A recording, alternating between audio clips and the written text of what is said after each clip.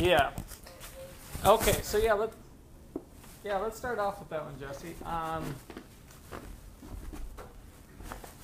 I think it was 6.2 she's referring to.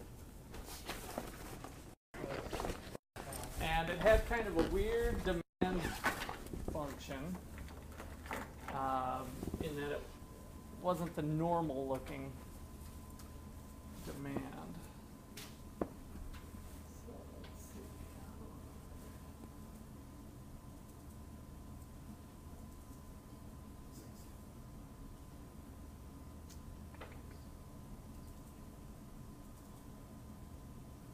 Okay, so I'll pull it up here. How are you guys doing on the screen, Ryan and Jesse? Can you see the big screen okay?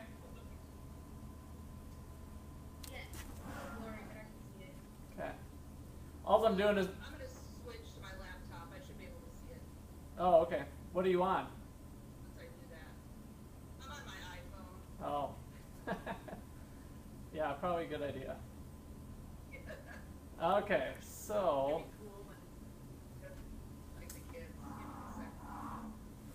So, on this problem, you don't have to do it now since you got the gist of the problem since you asked the question, but it might be helpful to graph out what the demand curve looks like. So, what does this thing look like? What does the demand curve look like? Somebody help me out here. What does the demand curve look like? Skylar? All right, start left and go down to the bottom right. And how does it look like specifically for this problem?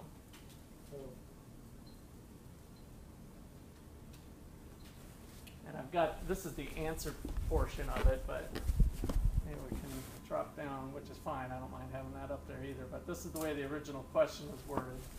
Suppose there are 10 individuals with values of 10, 8, 8, 8, 8, 8, 8, 8, 4, 0, 0, and construct a demand schedule.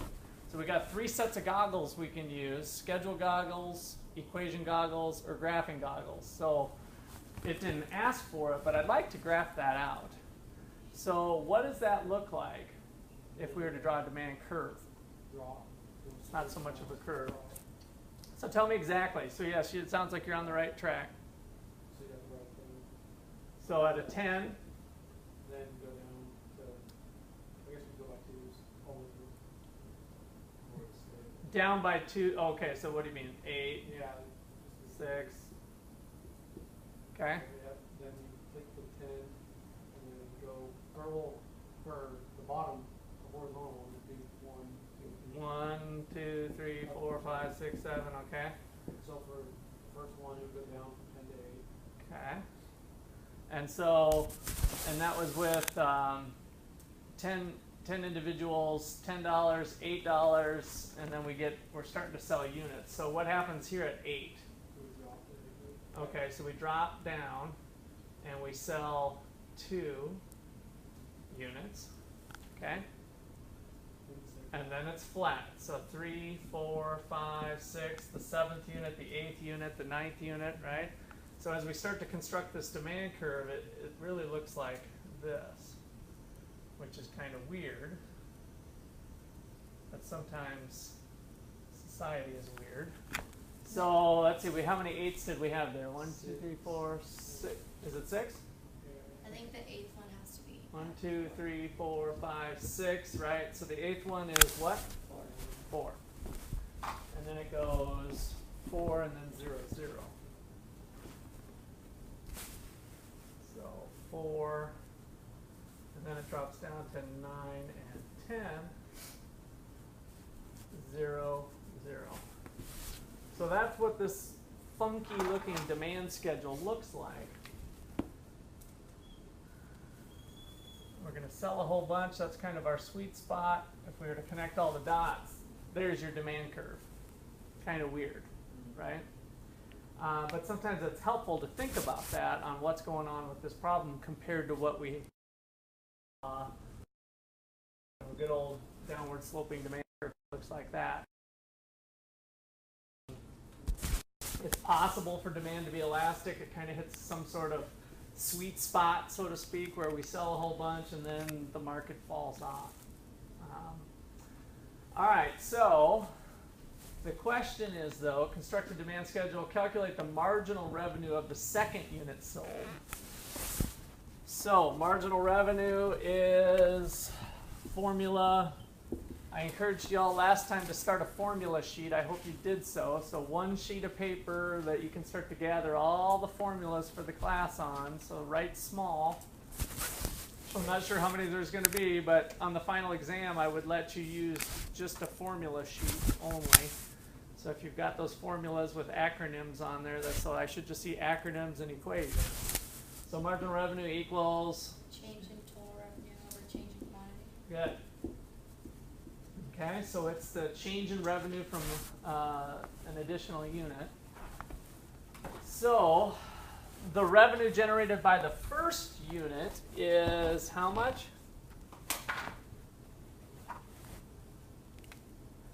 The revenue generated by the first unit is how much? 10. 10. Good. So 10 times 1, we sell 1 unit. Now, if we drop our price to 8, this is where it gets a little strange. This isn't kind of the normal story, or it's a little bit difficult to digest.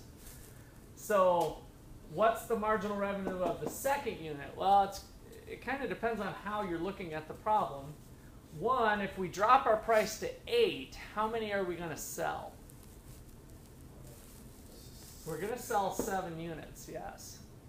So we drop our price to 8, boom, all of a sudden stuff goes off the shelves, right? We still want to express the marginal revenue in terms of the additional unit. So with that second unit came along 6, and so our revenues went up by, now we're selling 7 times 8 is 56. We were selling $10 before, so the incremental amount of revenue is $46 is the change in total revenue. And then the additional units that got sold was an additional 6 units, giving us our answer of $7.66. Were you able to track with that okay, Jesse? Now I kind of wish I had my big screen up here. Yeah, I think so.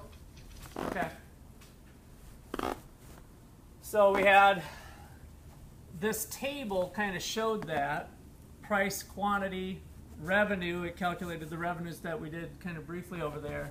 And then marginal revenue, the additional revenue, and it's kind of spread equally over the 6 units because we sold an additional 6 when we did that. Okay, any questions on that?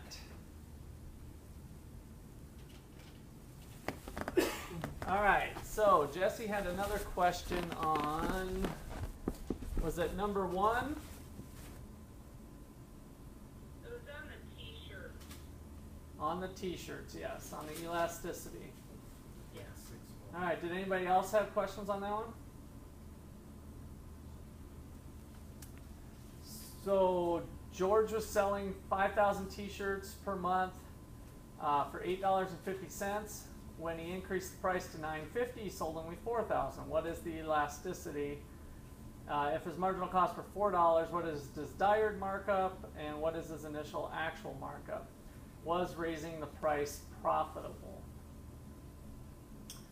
All right, well, there's probably a couple different ways to go about this. I know elasticities are kind of the newer thing for a lot of you. Let me start with that. Does anybody want me to review the formula? Do you see the new price, old price, all the pieces of the puzzle okay for you? I just have a question. Yeah. With that equation, the elastic one, you said last time to times it by 2 was whenever we did it. That was the first one that we did. Oh. Does it depend on like the problem?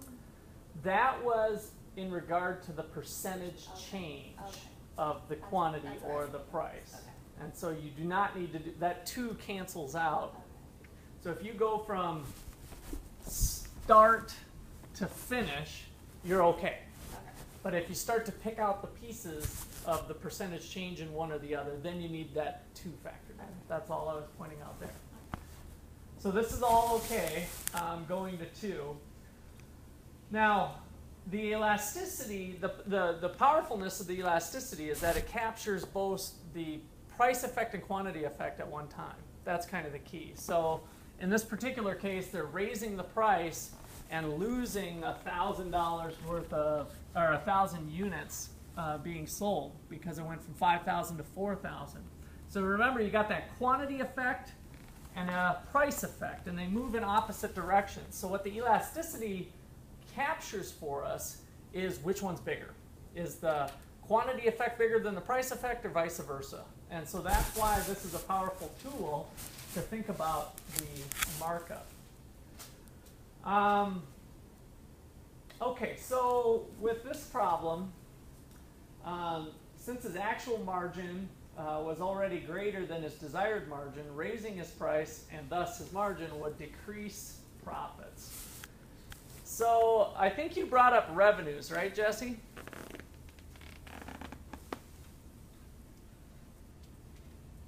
Jesse?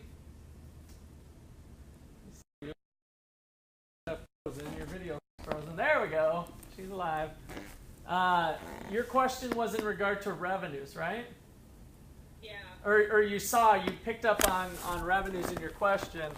So let's look at what happened with revenue to see if this makes sense. What was the revenue associated with selling the previous quantity, which was the lower price and the bigger quantity?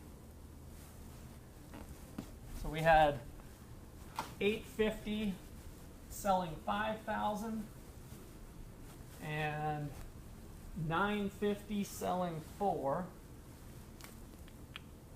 It's just kind of a different way to crack the nut that maybe you guys didn't think about. So we were initially selling 5,000 units at a price of $8.50. What does that equal? If you guys keep your calculators out here.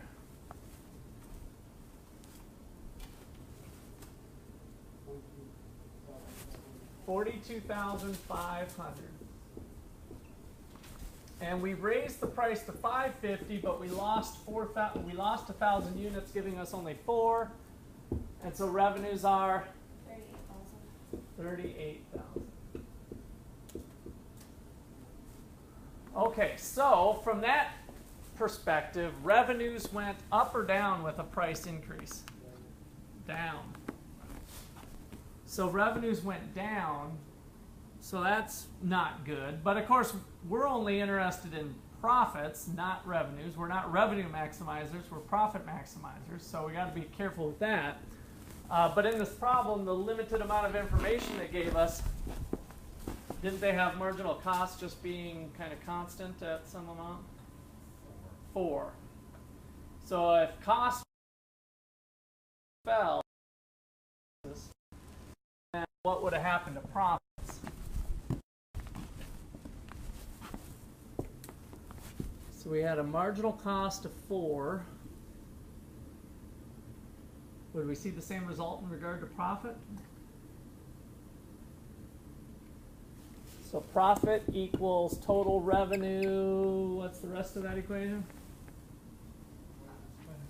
Minus total cost. Good. So we've got total revenue minus our cost per unit. If they were constant at $4, the average cost would be constant. So we could think of that as $4 times the number of units that we sell. So in one case we've got 5,000 being sold. The other case we've got 4,000 being sold. So if we think about this maybe the way we did before as price times quantity, if we take price minus 4 times quantity, when prices went up to $8.50, there was a bigger markup, but a smaller quantity, right? And when prices went up, We had less quantity, so let's just figure it out that way. So we get 850 minus 4 under one scenario gives us 450 times 5,000. The other one gives us 550, a bigger markup, but less sold at 4,000. What do those two numbers equal? Is the first one 22,500? And the second one?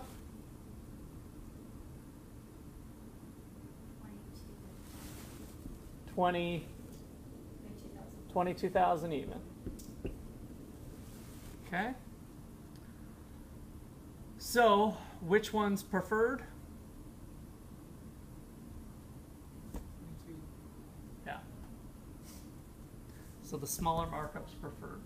So that we get the same result, which kind of justifies if you guys went back through this thing the other way using the elasticity, that's what you should have found, is this answer. There'd be a decrease in profits if you increase the price because of that elasticity. Does that help out, Jesse?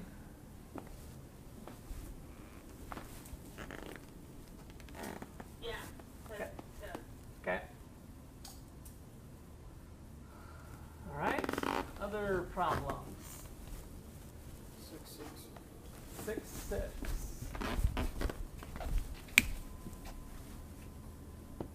Okay, bar nuts. Why do bars offer free peanuts? So peanuts are complements to alcohol and socializing that bars offer. By offering peanuts free, the demand for purchased drinks increases. Bars earn higher profits from this increased demand in excess of the cost of the peanuts. So what's your thoughts on that one, Ryan? I just didn't like how it was questioned. I haven't been to a bar in a long time that even offers free peanuts. Anything free. Gosh, the bar I used to bartend at and work at had free popcorn, super salty, you know, and get you drinking that extra beer or whatever. The cost of that popcorn was very little marginal cost, and as long as you have a pretty good markup on your beer, so if that glass of beer cost you $1 and you sell it for $3, and you can induce a consumer to have just one more beer because of that salty popcorn, you're doing the right thing in terms of maximizing profits. Well, say that a customer comes in, they're allergic to peanuts, and he gets slapped with a huge lawsuit. Well, it's funny that you mentioned that, because classic story, a buddy of mine that might even be coming down this weekend to visit, he's kind of been terminally single, and we tried to set him up on a date. Jeez, this is 15, 20 years ago, and he's still single today. So we got him set up with this gal, and we're going into a bar, and we take one step in the bar, and he's like, "Oh, I'm allergic to peanuts. I can't go in here." And it was a bar that threw peanut shells on the floor. Maybe you guys have seen that type of thing. So I'm like, "Come on, Dave. You mean you can't?" "Nope, I'm allergic to it." So we literally didn't go into the bar that night for that reason. So you tell me, why would a bar still be offering that? Well, like you said, but what about Five Guys? You go in, you can get free peanuts, but there's no alcohol, and all you're doing is inducing your customer to get another free refill from the soda machine. Yeah, that's a good one. I don't know if I have a good answer for Five Guys, but maybe we could. That's what immediately came to my mind was Five Guys. It's Oh. any bar around here that you can go in and get a free thing of peanuts or even. The Texas Roadhouse has them. I know is It's one. like El Solo with chips and sauce.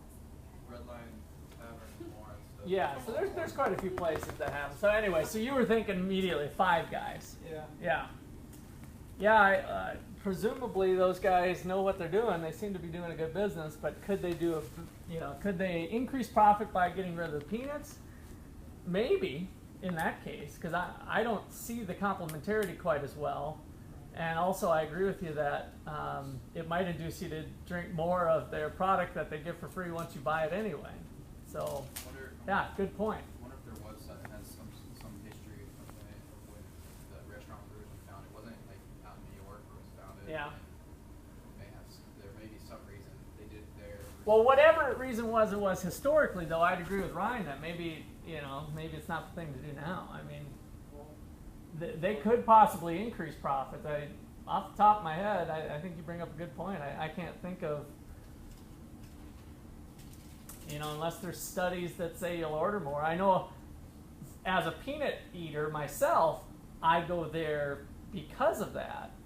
But I wouldn't be surprised one bit that my effect is way outweighed by peanut allergy effects or other people that, can't in that particular case. Now with the bar case, it's different, right? Because you've got that big markup on an extra beer and, it might make sense. So, great example to bring up. Yeah.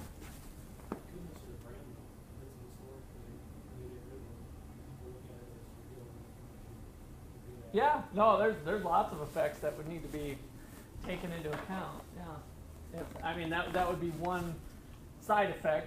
See how attached people are to that peanut, deal.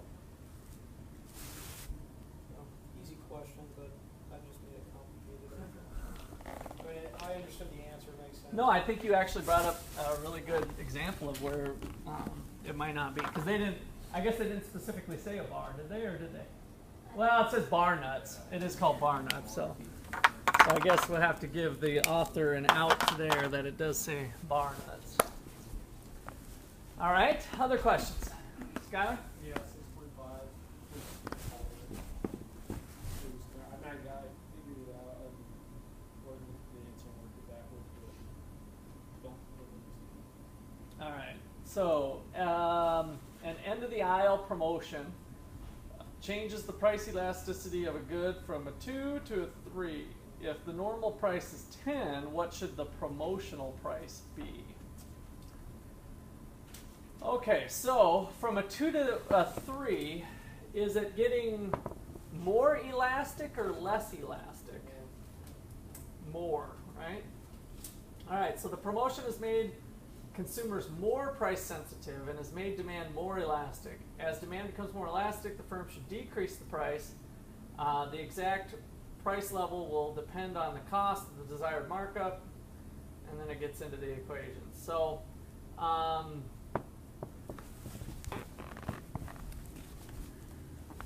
why do we put stuff on the end caps? It creates a tension, right? So it's there. So what they're saying though here, if I'm interpreting it right, is that it's kind of calling your attention to that product, but at the same time making you think of substitutes too, right? So you might not be able to keep the same markup that you had, which is kind of a counterintuitive comment. I'm not even sure if it's legit or not, but so that being the case, if you lower the price, which is what the markup theory would suggest to do, because it's elastic, you should see a quantity effect that far outweighs the price effect. Right? Do you have anything further to ask or comment from there? Oh, the equation part was throwing you off?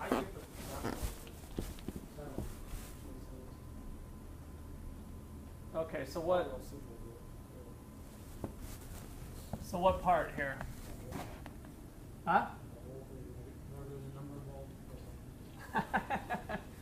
Okay. All right, so let's start with the desired markup. Do you remember where that came from? Or who can tell me where that comes from? The 1 over E. So the exact price level will depend on the cost, but the desired markup should be -1 over the elasticity. And then they go on to show what it is. Where was that generated from? Marginal revenue and marginal cost. Good. So it was the optimal quantity. So I think we skipped some of the math, but where marginal revenue equals marginal cost, some mathematical-minded person came up with that expression, which is kind of nice because then it tells us how we should price things relative to our marginal cost. So we've got 1 over 2 because this is a -2, so that's what that negative business is about. So those negatives cancel to give you 1/2. And the markup part of it is price minus marginal cost over price. So if the $10 price were optimal at the previous elasticity, then you can solve algebraically for the marginal cost. So that's what was done here. So check it out. If we've got 10 minus marginal cost divided by 10 equals 1/2, all we have is one equation, one unknown. We can solve for marginal cost. So then we were able to deduce what the marginal cost was of 5. Then we plug that into the new situation, solving now for the optimal price, came out with 750.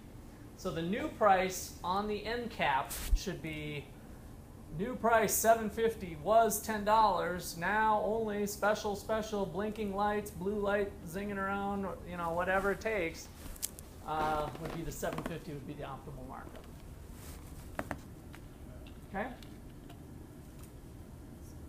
So, real quick, just to be clear, the equation that we just did, the P minus X divided by T, it equals the 1/2, so that's always going to equal the desired markup.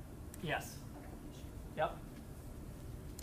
So taking the elasticity as given, we can plug in, you know, where we're at. And then we can also, what's nice is that, and this is the part that might not be so obvious to you, if we have a consultant come in, some economist or somebody estimates the elasticity, or you take this class and you actually open up some research work and find out that the elasticity for steaks at a restaurant is -2.33 according to some economist or whatever. Now the business owner can say, oh, well, that's interesting research. 1 over 2.33, I currently have a marginal cost of steak of this. My prices currently are this. How does that markup compare to what it should be? And it tells you, should I raise price or should I lower price? So that's the gist of, or that's what's kind of nice about having that, is you can, a business owner has a real applied way to make some changes at their restaurant based on what they learn about the elasticity. Okay?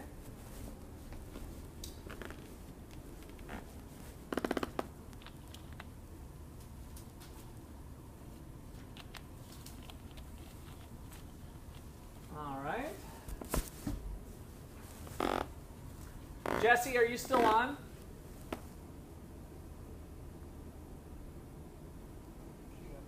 Her video went out. Oh, there it is. I'm here. Okay. I just wanted to see. My closet now. Okay, that's fine. When you're on video attendance, just keep it on the video, for better for worse. Okay. Unless something super crazy is going on, but I like to see your guys' faces. My son was just running in and out, so I'm done with video. Okay. Yeah, I like to keep you, try to keep all distractions out, and I like to see your face is the main thing, so. Yeah. Okay, what else? On the quizzes, Yeah? I'm just going to read you this. I think it's really easy to dig in and say. Okay. When the unit cost of production is lower today because of experience you have making the product yesterday, you are experiencing. That's what I said. The answer is Okay, yeah. So Jesse was bringing up, sounds like an error in the quiz on the learning curve. Did you, Ryan, did you see that?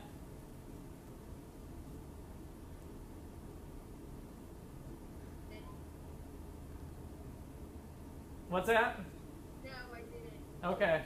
So on the interactive quiz, there was a question about if costs are lower today because of the learning that you did yesterday, what's it due to, the learning curve? So it sounded like it was a pretty obvious one. I would agree from what you just said. It sounds like they screwed up. If you guys see screw-ups like that, well, you can bring them up in class first, but feel free to email them off to whatever their little interface is, because they do like to catch that stuff and get it changed. They give you feedback about the like marginal cost going, or not marginal, but elasticity, like as far as how they have it in the book. Oh, I didn't even get to it. I was out most of the week, so I'm planning on just kind of compiling stuff like that, and when I chat with them next.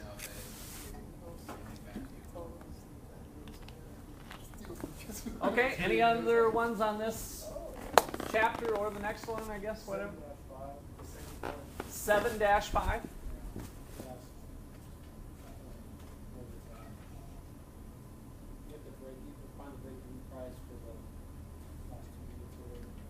Okay, 7-5. Suppose you have production technology that's characterized by a learning curve. Every time you increase production by 1 unit, your costs decrease by $6. The first unit costs you $64 to produce. If you receive a request for proposal on a project for 4 units, what is your break-even price? Suppose that if you get the contract, you estimate that you can win another project for 2 more units. Now what is your break-even price for those 2 units? Okay. So, which ones were you kind of questioning? How they found the extra cost, where it says the extra cost of 56 is $74 and $37 a unit. Okay.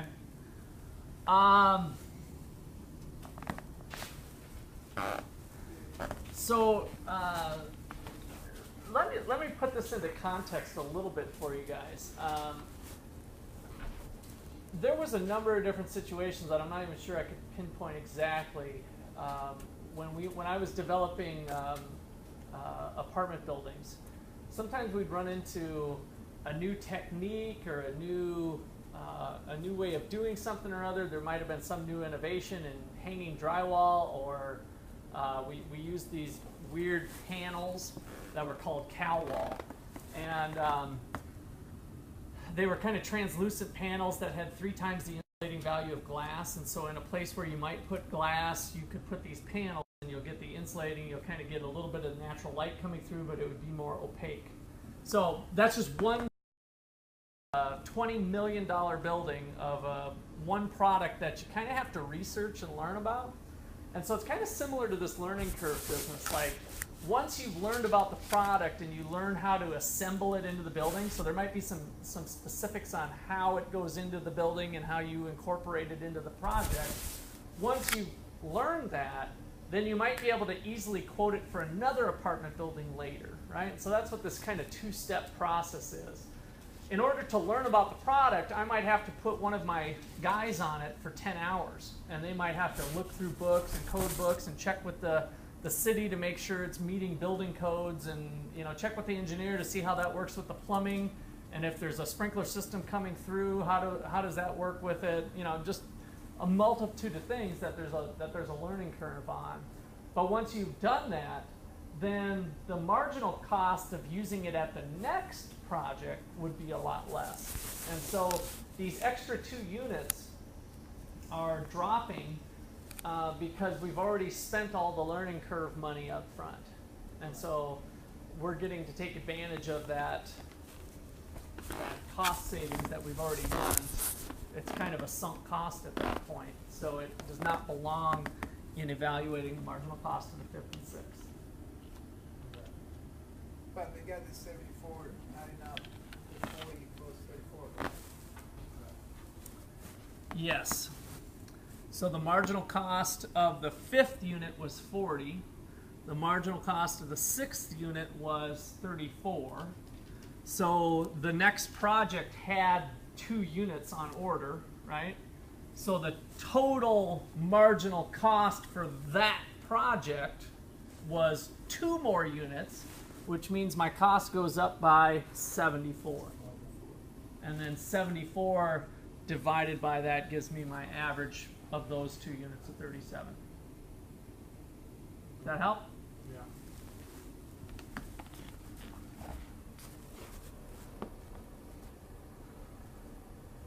Okay. Any other ones? Chapter 7. Or chapter 6. There was still something there.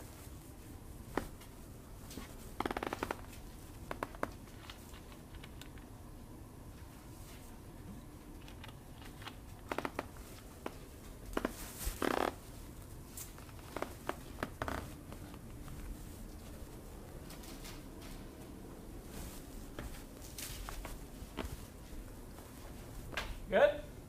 All right. So let's dip into tonight's stuff.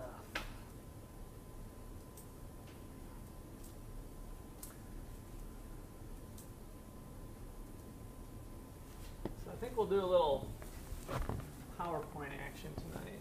So, can you guys see that okay? Ryan, can you see that screen okay? Yeah? Okay. All right, so all of these chapters are related to each other and start to look at a particular industry and some different dynamics that we have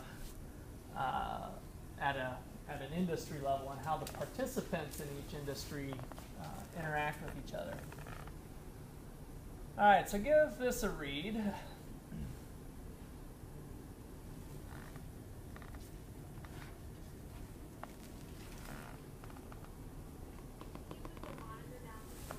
Yep. Like that? Yes. Okay.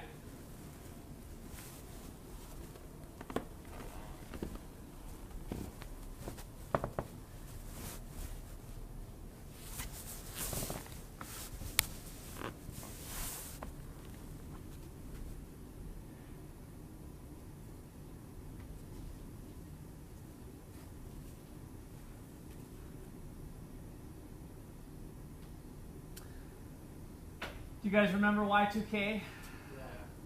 I mean, I don't know what you guys are at various ages on how that, how big of a deal that was, but there was a lot of people thinking the sky was falling, right? So people started thinking about how they could capitalize on that, and this generator business was certainly one of them, and so it seemed like an aggressive thing to do. So thinking about the turn of the millennium and the generator stuff, what do you think happened longer term? Yeah. So what was the, so we see what happened here, right? Companies ramped up for it, invested in capital, demand grew as expected, industry shipments increased by 87%, prices also increased by 21%. Sell off all their capital, probably. Fire people. Fire people, right. So a lot of people were short-sighted about that. And they were just kind of caught up in the, oh yeah, what if the world ends? And you know, all the media hype. And so they started really a business model that was really kind of short-sighted. And so maybe they didn't have some good economics behind them to look further than the quick buck. But what was going to happen to that industry? So after Y2K happened, sales fell off, and they fell off big time. One thing that they may not have expected was that people would substitute purchases. So we have kind of what's called an intertemporal substitution, a substitution across time. So if you're thinking that you were going to get a generator in 2001, it's like, well, maybe it'd be a good idea to buy it in 1999, right? So maybe just in case the world comes to an end. So what they found was that this 87% increase in sales, a lot of that was people stocking up, or maybe they consumed generators a lot, but then they didn't buy them in 2001, right? So they were actually just substituting across time periods. And in order to make those generators, they had to invest in capital, and now that capital is sitting idle, blah, blah, blah. So they're losing money on that capital. What's the shelf life, or like how long does the generator last? Should it last for quite a while? A long time, yeah. Especially depending on what it's used. If it's a backup generator, then it just sits there not being used except when there's a power outage. But you know, if you're generators are sometimes used all the time. Like if you're at a construction site, you'd be using a generator every day to generate power for, you know, tools and whatever. So yeah, it kind of depends on the situation. All right, so every industry has a time, product, and geographic dimension.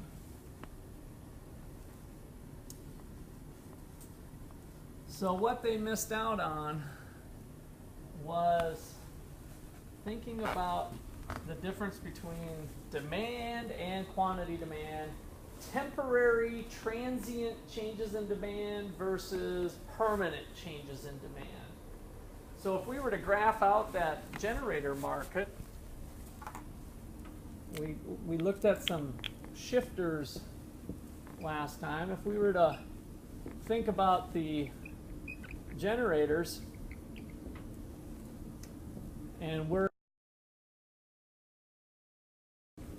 equilibrium prior to Y2K, so this would be the before Y2K demand curve. So this is where we start to get into the prediction business. So an increase in demand starts to drive up the prices. Now, if that increase in demand is due to other reasons that might be persistent, then it might be wise to do that type of thing. But if it's all just in case the world comes to an end and we're all living in little huts wondering what happened to the power, then our demand is going to increase for the moment, but then fall back. And in fact, it might fall back down even further than where we were at if we were able to have a good, like generators are, that are durable and they don't perish. So imagine you could have stocked up on bananas too, right? So here it is, 1999, on Christmas Day, and maybe we could go out and buy a truckload of bananas because you love bananas, and if the world comes to an end, you got to have bananas. And so you buy 4 truckloads of bananas. Well, now Y2K comes and goes, and your bananas are going to spoil unless you get rid of them, right? But with a generator, that'll last for who knows how many years. So, what's that? Twinkies would have been probably a better thing, yes. I think that was certainly something to capitalize on. You heard that Hostess just came back on board full bore now, so they are reorganized and back in action. So, okay, so we outlined demand shifters as opposed to movements along the demand, and so here's some of your things that we could put into that shifter list that I went through. I think that was just last lecture. And we can start to think about things we have more control over versus things we don't have control over. So when we start to get to the pricing chapter and we're a business, we might be able to influence demand through our advertising or through the product placement. We talked about putting the product on end caps or something, right? So we might be able to influence some things, but other things, interest rates, price of substitutes, if there's a competitor, the weather, things we just don't have control over. So there are external factors as well as internal factors that we need to take into account. So, just to make sure we're clear, because this is an important point, when something changes, other than price, we relocate the demand curve over. So for instance, this demand curve for generators was also pre-Y2K and at an average median income of $30,000 a year. And so if incomes go up and generators are normal goods, then there's a new demand curve that lies to the right of the old one that is pre-Y2K. Nothing changed there. The only thing I'm changing is the income and bumping it up to 40,000. Right? So an increase in income causes an increase in demand, and our supply and demand model would predict that we would be seeing higher prices. Okay. So one thing I want to do today is to think about how that ties back into the company.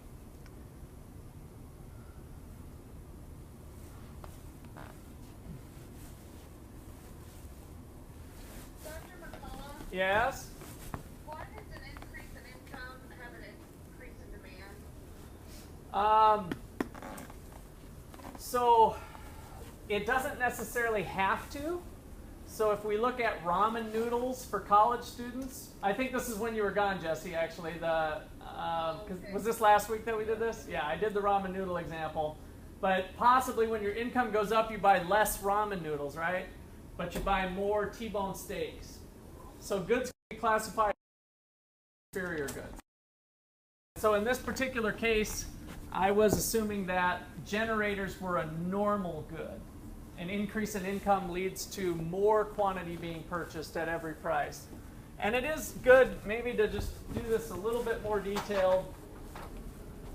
This is the way I did it last time, but I really want you guys to kind of buy into this. If this is a generator at $220 for a generator, at an income level of $30,000, I used to buy 100 generators. Now that I'm a rich guy earning $40,000, I'm going to buy 300 generators, right? Or I'm going to sell 200 more generators at each price. If prices would have happened to have been $180, I used to sell this many, now I'm going to sell this many, right? So at every price, the quantity being purchased increases. Does that help, Jesse?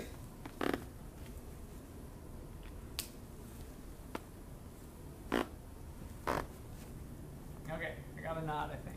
All right. Okay, good. All right, so you guys probably heard of Microsoft and IBM.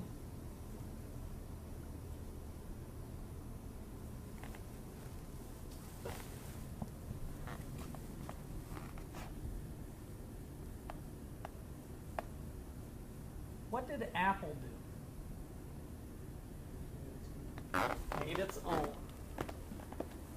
So, kind of a strategic jump there, right, on the difference between Microsoft and Apple. And of course, Apple people always cry that Microsoft just copied them, and maybe that's true to some degree. But nonetheless, one very significant strategic difference that Microsoft chose to do was to allow its operating system to be used on multiple machines. Whereas Apple kept the hardware, the software, everything combined together. And people would definitely point to that as being a competitive advantage for Microsoft at the time, is to look for these complementarities.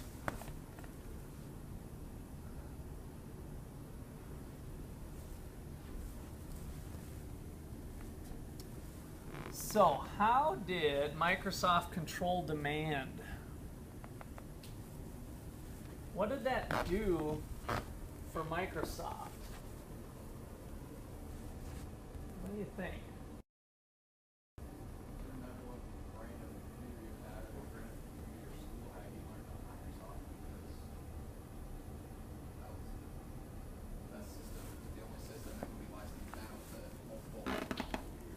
Yeah. Right. They make their demand more elastic. And they made their demand more elastic, right? So they allowed there to be substitutability among hardware while monopolizing the software. Very clever little switch there that might have been even, who knows how intentional it was, but in hindsight turned out to be a pretty big move, right? And so it kind of gave the perception also, I think another feature to this is on the demand side, the consumer could adapt to different machines, right? And so it kind of played to people's tastes or preferences, that they liked this machine because it offered this little thing to it, and they like this, they like Dell computers, or they liked Gateway, which is now gone, but they like this computer because it did that. And so it really played to that while being able to keep their software on all the machines.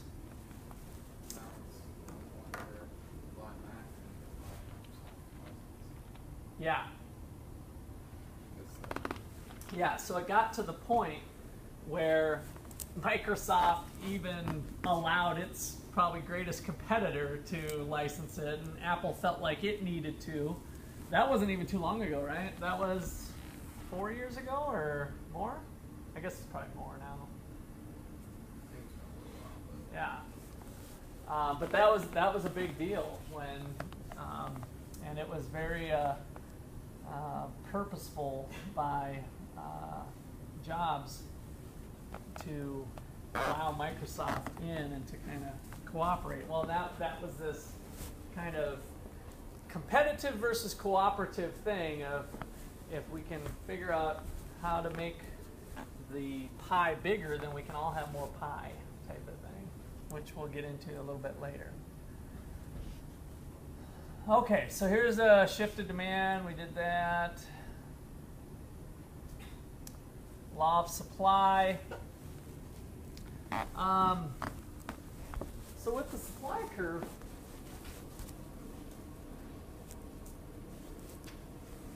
a firm is willing to supply more when the price is higher. And that probably sounds kind of obvious on the face of it. Okay, if they can get a higher price, then they'll supply more. But what's really being argued here that we might see come out later is that they have to get more. They actually have to get more to offer more. Anybody know why? Something we talked about last week. It's kind of an elusive topic.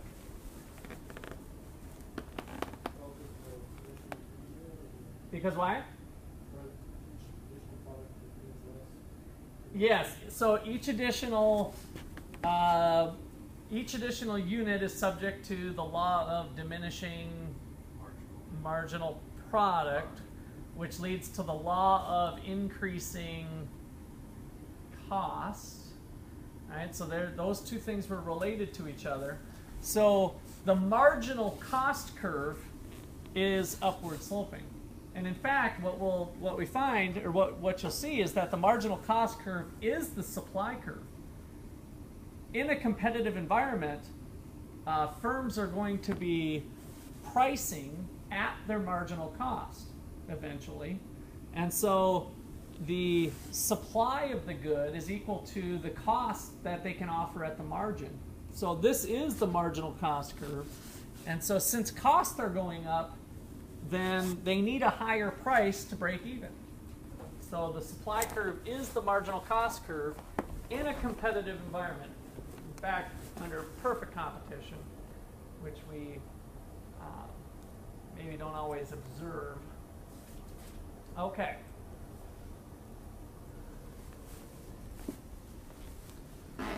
So equilibrium. This is actually more my definition of equilibrium. I don't know if that's exactly in there, but this is the most generic term of that I like to use for equilibrium, because it can be used in a variety of contexts. In the supply and demand framework, where the two lines cross is equilibrium. Equilibrium price, equilibrium quantity. Well, what's equilibrium?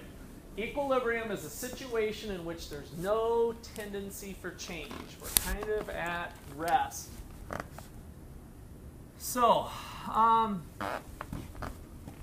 our graph, we've got the market price and the market quantity. So on this particular graph, maybe I should just draw a quick little new graph here.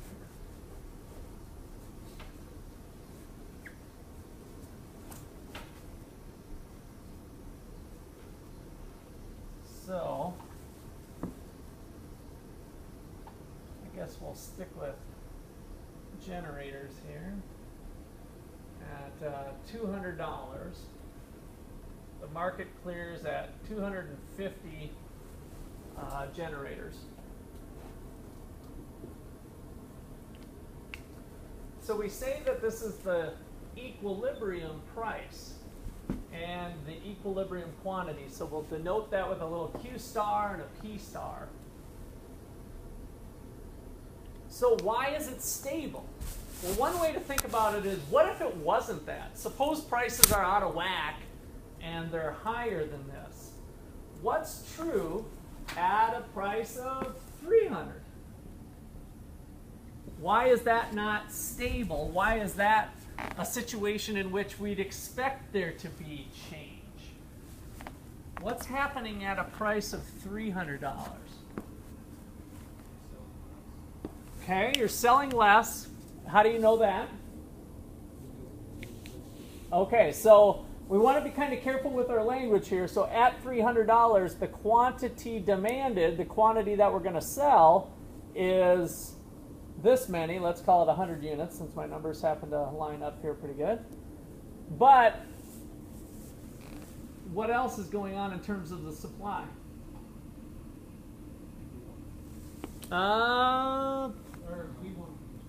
The producers are producing more. So the quantity supplied at that price is 350. So what? There's 350 supplied, there's 100 being purchased. That's not all bad, right? What's going to happen? What's the change that's going to occur? Apparently, it's a situation where there is going to be a tendency for change. What would you predict is going to happen in that market? Price will fall. Why? Because of that extra inventory, right? The extra inventory does nothing for the business. Unsold product sucks if you are a business owner, right? If you've got extra inventory, you need to get rid of it because it's just taking up shelf space. So this is a situation of a surplus, is the name we give it. So surplus inventory, but generically we just say that there's a surplus of goods at that point. What does the business do? They run a sale, right? So they cut their price. So $300 was no longer stable. It wasn't sustainable. All right, so they cut their price. Bam. They drop it down to a sale of $100 or $50. Let's get rid of this stuff. How's 50 looking for them? Not so good, right? What's happening at 50 now? Tell me the story of what's going on with our business.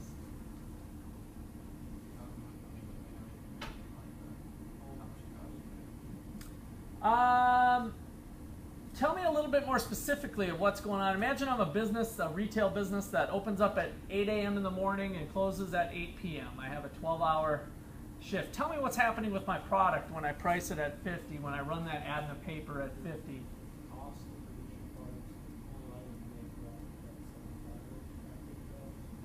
Okay.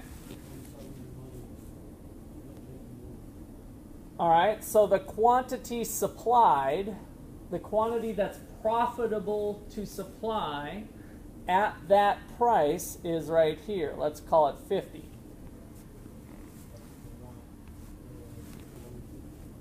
Okay, so tell me the story. I open my doors.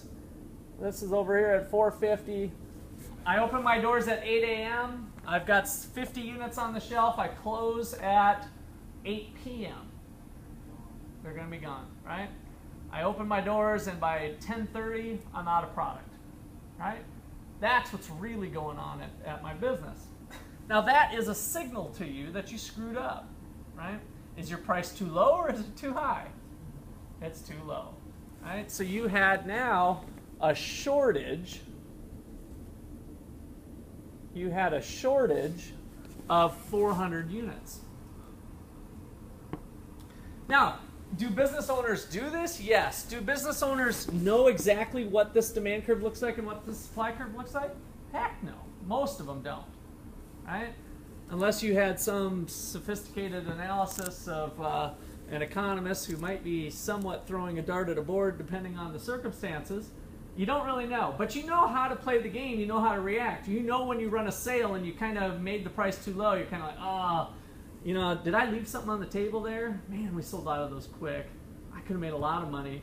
I bet I would have done just as well if I would have had them at 60, right? I bet I would have sold them out. Maybe I could have even gotten 100, you know. Maybe I could have got 200, yeah. Brings up that possibility. But on a single product case here, where we don't have a bait and switch option, we just know that we screwed up. And so we need to raise the price. That price is not sustainable in the market. Now, I'm talking mostly about the producer in the form of profit maximization, but I would argue that on the consumer side, you'd see behavior to have prices do the exact same thing. So now put your consumer cap on. You're a buyer of product. You're a savvy buyer of product. You walk into the store and you notice that there's a little bit of dust on the product. It's been on the shelves for a while. It's priced at $300. And it's a small business owner. What might you do if you're a savvy shopper? Haggle the price, right? Say, hey man, I'll take some of these off your hands, but what do you say to a price of 200? Or how about if I buy 4 of them, you give me a price of 150 each or whatever, right? You start negotiating down the price yourself. So again, there's pressure, market pressure from both the consumer and the producer to see that price fall. Same is true on the flip side when it's too cheap. If the product is running out by 10:30 and you work every day till 5 and you have to have this product but you just can't get there, you might be tempted to call the owner or the manager and say, hey, I'm working till 5 today, but I really, really need this product. I tell you what, I'll give you $60 if you set aside some in the back room and put my name on it, right? So again, you have incentive to bid the prices up. So both the producer and the consumer have incentives to see prices move towards equilibrium until something else changes. Now, the argument that the Austrian School of Economics would make, which has some validity to it for sure, is that in a real marketplace, the demand and supply might be in continual flux, right? So these might be moving around. But again, if we're at one of these extremes, we know that prices need to fall. So the question would be, do we ever get to equilibrium, or are we always in a process of change? They argue we're always in a process of change, which I think is true to some degree. And in fact, those businesses who are not innovating, who are not investing and looking for change, are going to find themselves probably out of business too, right? So it is a process that we're going through, rather than necessarily ultimately coming to this situation of no change, of rest. So do we ever get there, do we not? That's kind of a debatable topic that might vary by industry as well. Okay. So that's some equilibrium stuff. Let's see how I did here on no surplus to shortage. Table form is worth looking at just to adjust your eyeballs. So if you see a schedule form, again, these numbers represent this graph, right? So if you graph this stuff out, you get the same answer, but a quick way to look at it is, where does the quantity demanded equal the quantity supplied? It's at $8. $8 is our equilibrium price. So you need to be able to be flexible to go between having your schedule goggles on or having graphing goggles on. We don't do as much in this class anyway on changing those into equations. You'll be happy to know. All right. So, yeah.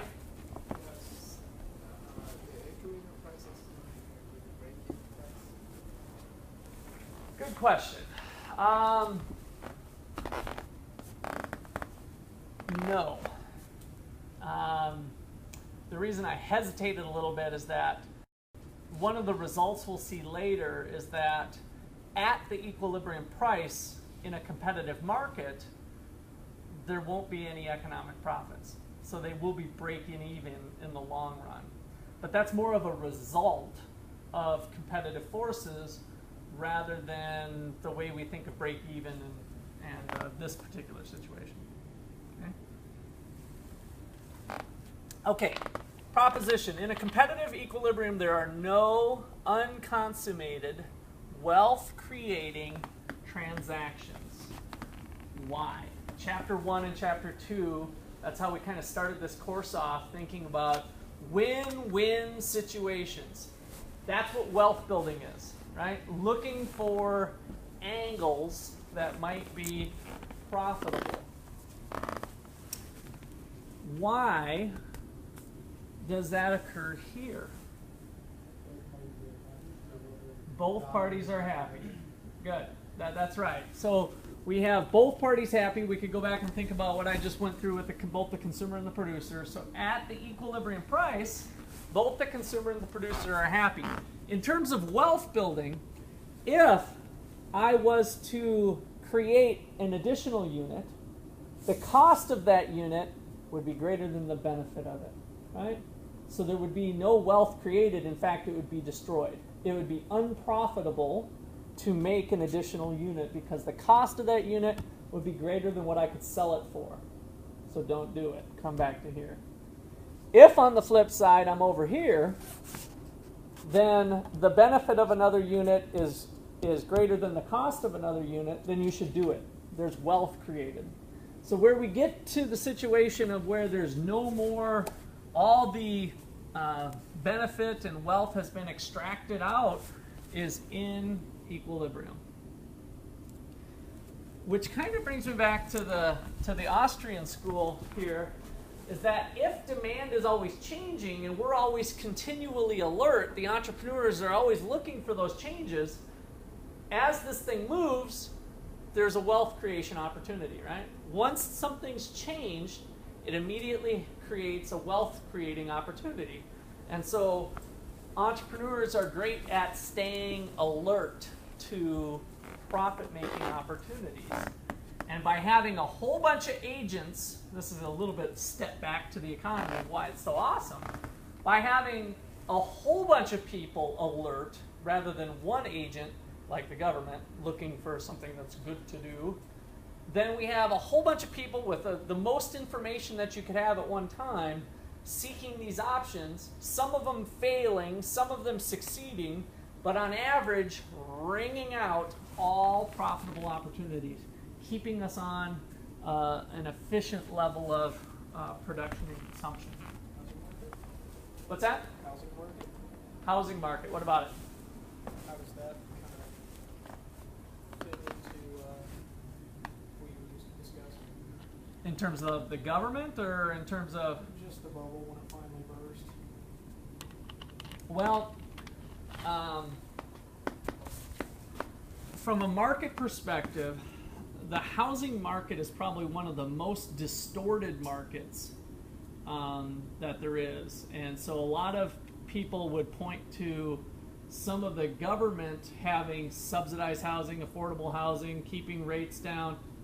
Those sorts of distortions causes an increase in demand, right? So low interest rates, like what the Federal Reserve is doing right now, is suppressing long-term interest rates so that people buy houses, and that's your next bubble. Not induced by the free market, but induced by the government meddling in a market that they think is good for people to have or to get into. Now, real estate is by its nature less liquid too. So even if there was a free market at hand, I think it could be still somewhat susceptible to some bubbles. But I don't think anything like what we've seen with what has happened there. To kind of elaborate, where I was saying that people's failures and successes kind of balance out so that you're wringing out and keeping on the edge of efficiency. By the government suppressing interest rates, everybody's making the wrong decision. And it gets everybody doing the same thing. Doing what? Buying real estate, right? And so it puts kind of the pedal to the metal in one particular area where there's now sacrifices being made. So some people might be thinking, hey, should I invest in real estate, or should I put it in the stock market, or should I put it in the bond market, or some other, buy an old classic car or a painting? You know, where should I put my money? Where's the best investment? And so people are saying, well, interest rates are so low, I should buy real estate, buy real estate, buy real estate. And so once you get to the point where prices are high and people are still buying, what drove that? What was the impetus to it? And some people would argue that in that particular place, the government causes more of that issue than what they'd probably typically claim. Is that what you were thinking about, was housing, or were you thinking of? Yeah, and housing, because it's a big ticket item, getting back to what housing is by nature, you've got a big purchase. Housing tends to be kind of sticky in terms of if you own a place and it drops in price a little, you just don't sell because you need to. Your job's there, your family's there, your kids are in the school or whatever. So it's not very fluid. And so that can cause the market to be a little bit tougher nut to crack there too. Okay.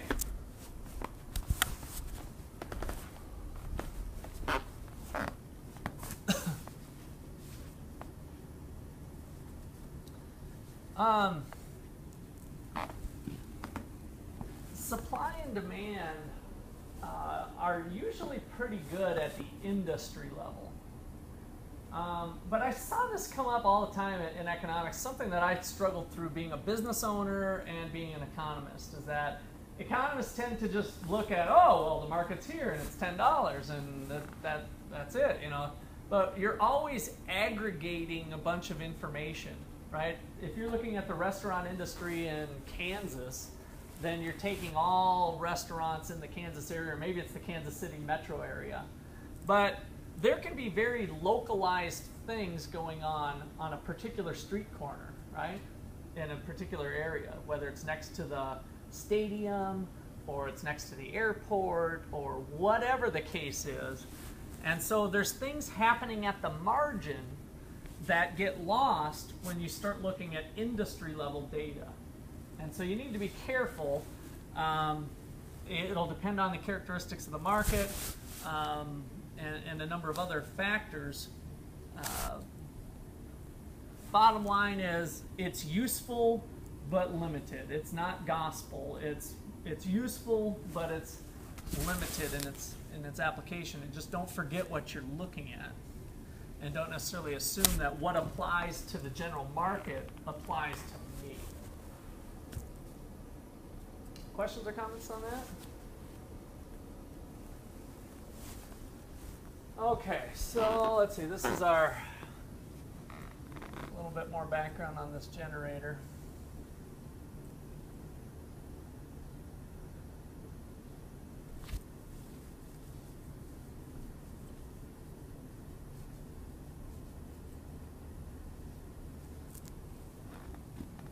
Just to kind of put it into the supply-demand framework, what we started off with.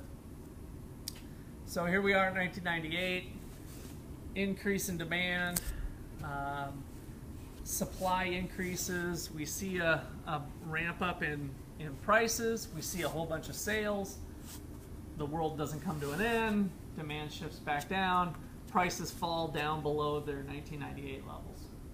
So a lot of that was just a substitution of purchases that would have been made over that 2 to 3 year window anyway.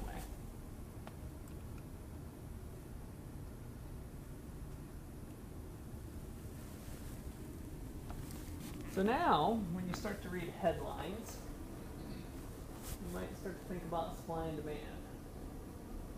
So how, over the past decade has the price of computers fallen while quantities risen?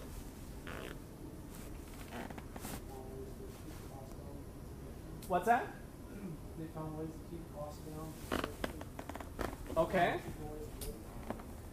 All right. So costs kept down. Competition. So an increase in supply. Talk to me in terms of supply and demand. How do we get prices falling but quantities going up?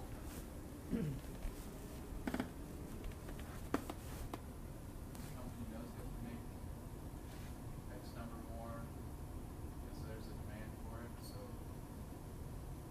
their overhead costs are gonna stay the same. I don't know exactly how to. So it drives down their So it cost drives if they're down the cost, producing yeah. more. Okay. So if we think about this, what I want you guys to immediately do when you look at questions like this is to take what I call home base, which is basically what I got here, but I'm going to rewrite it so that you guys have your starting place.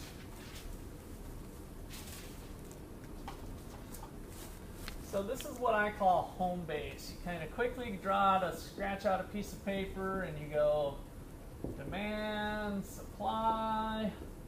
There's some sort of initial starting place, equilibrium price, equilibrium quantity. Voila, you're done. Home base.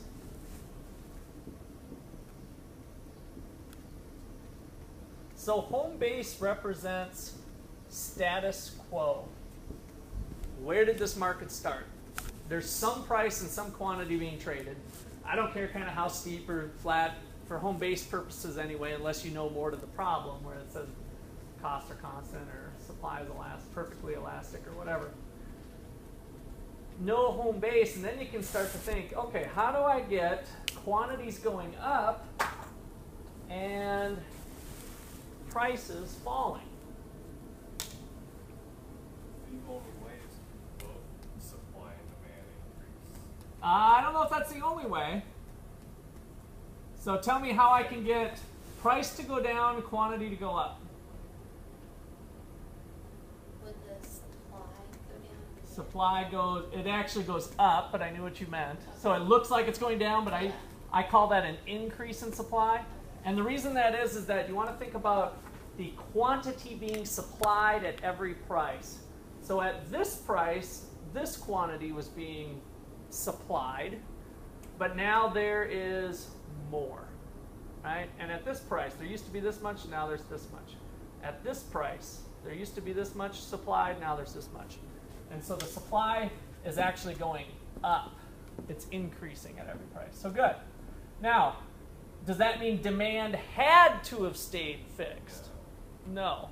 So it's possible demand could have went up, demand could have went down even a little bit, right? But we know that supply would have went up. Why? Maybe because of what Skylar pointed out, costs have come down, there's been an increase in the number of firms. So that's another factor that would increase the supply.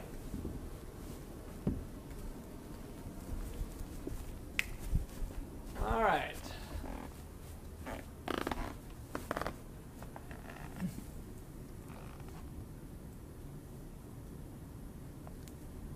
Okay, this one I'm not going to spend too much time on. This is kind of a quick little blip on the financial crisis. So in 2008, this was the price of commercial paper. Does anybody know what commercial paper is? Selling to Nope, it's not that. This particular thing is talking about short-term loans, very short-term loans for businesses. So commercial paper is kind of like a bond, an IOU, and so but it's usually very short-term in nature. So large corporations can get short-term loans, and that loan is called commercial paper. And so this is the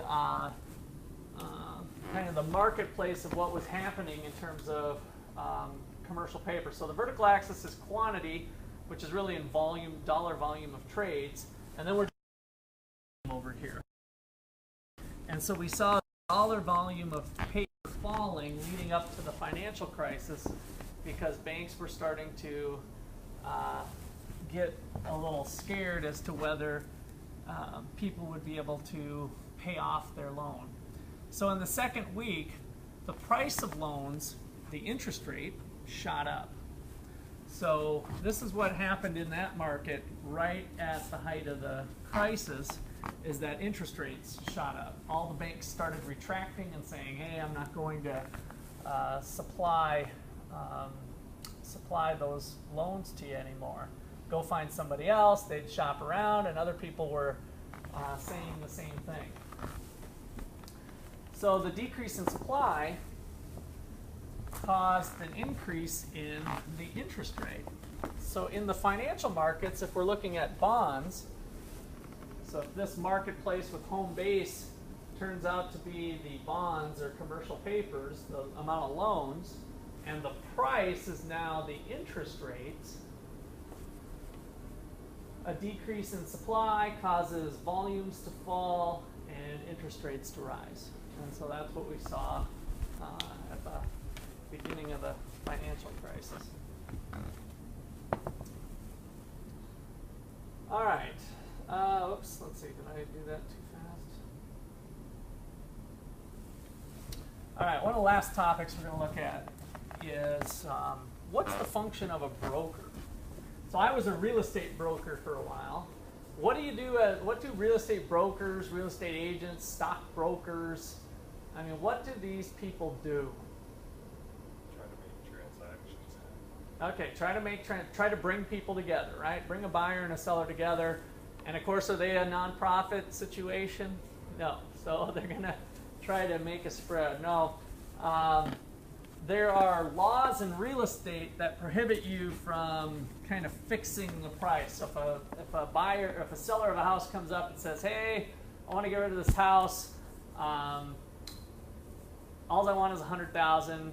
If you can sell it for anything more, you get it. Well, that's illegal. You can't set up that type of brokerage arrangement in real estate anyway. You can't set it up that way. But the idea there is that there's a profitable opportunity to bring a buyer and a seller together, and there is real work that goes on in general, not always. Sometimes you get lucky and you pick up the phone and you sell a house just like that. I did that a handful of times over history. So it's like, oh, this job's pretty easy. But then there's other times where you got to spend significant resources and time and effort, and sometimes you lose on that one. So that is the idea of market, trying to bring people together.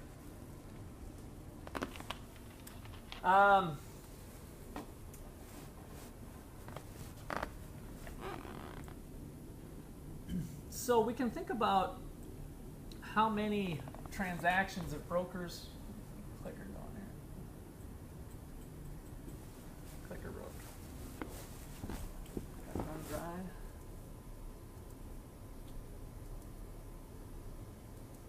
Okay. Whoa. Sure, what's going on here? All right, so bid price, ask price. So this is more stock related here. How much money are we going to make? The lower the bid, the more volume I might have, right? So I'm sorry, vice versa on the bid and the ask. So as I drop the price, I sell more. So on the ask, so there's our demand curve. And then I've got sellers who have opposite motive. But for me as a trader, I want to be thinking about the spread. So what is the optimal spread for this broker? A profit, they get the difference between the bid and the ask.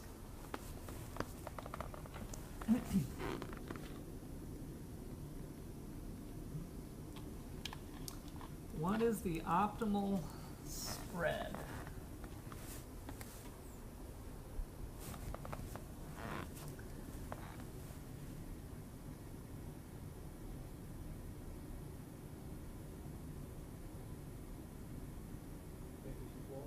The 2 12s, right? So we got kind of a tie going on here on the two 12s. Okay. So how is this going to change over time? So if the cost of the market making is $2, what do you predict the bid-ask spread to be?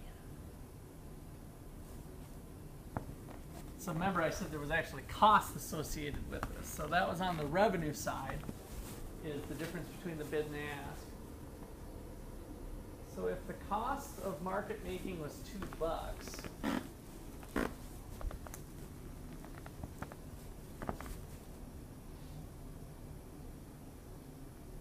what would be the optimal spread?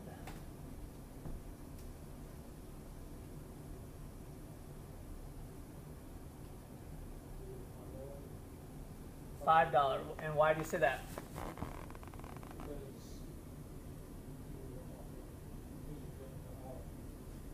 Because you're going to be at 2. Okay? So if the marginal cost per unit was 2, that would give you more profit doing less volume, right? There you go. All right.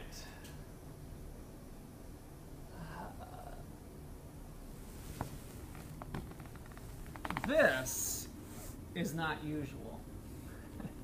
So this is data over a long period of time of the spreads that brokers were offering.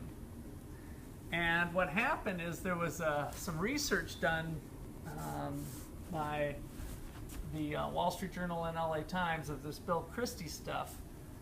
And in one day, the spreads dropped to here.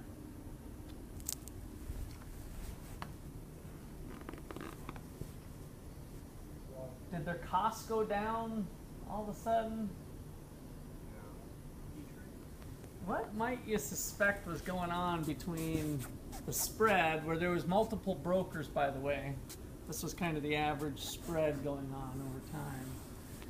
And then he does some research, publishes it, and they fall down to here. Well, isn't it because of all the subprime mortgages, they were replacing all the, oh gosh, I don't know how to explain it very well, but wasn't it because of all the subprime mortgages, what they were doing with that? I think you're on to something, yes. So there was a little bit of collusion going on, and in the subprime market, we saw some of that.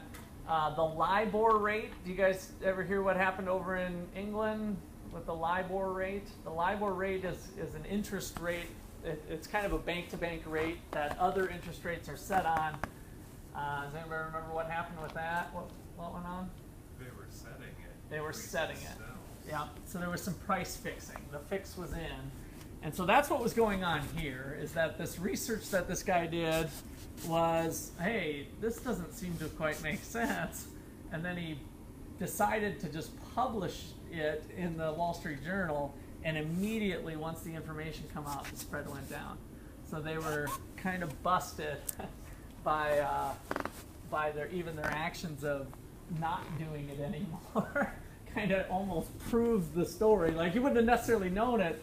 You know, you could have contested the results had you kept your collusive agreement going, but they said, screw that, who's going to be the first to go? And they all went.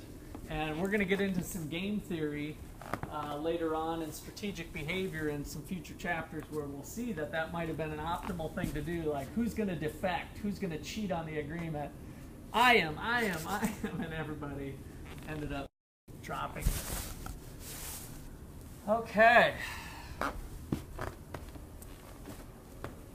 Let's see.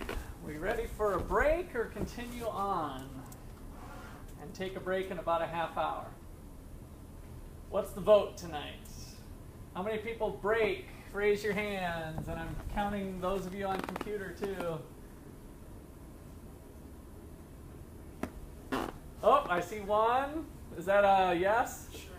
All right, let's do it tonight. Let's take a quick break. Maybe we'll make it a quick break. Maybe we'll even do 2 breaks tonight. So let's just make it a 5-minute, Like your style. 5-minute 2 break tonight. We'll kind of shake things up.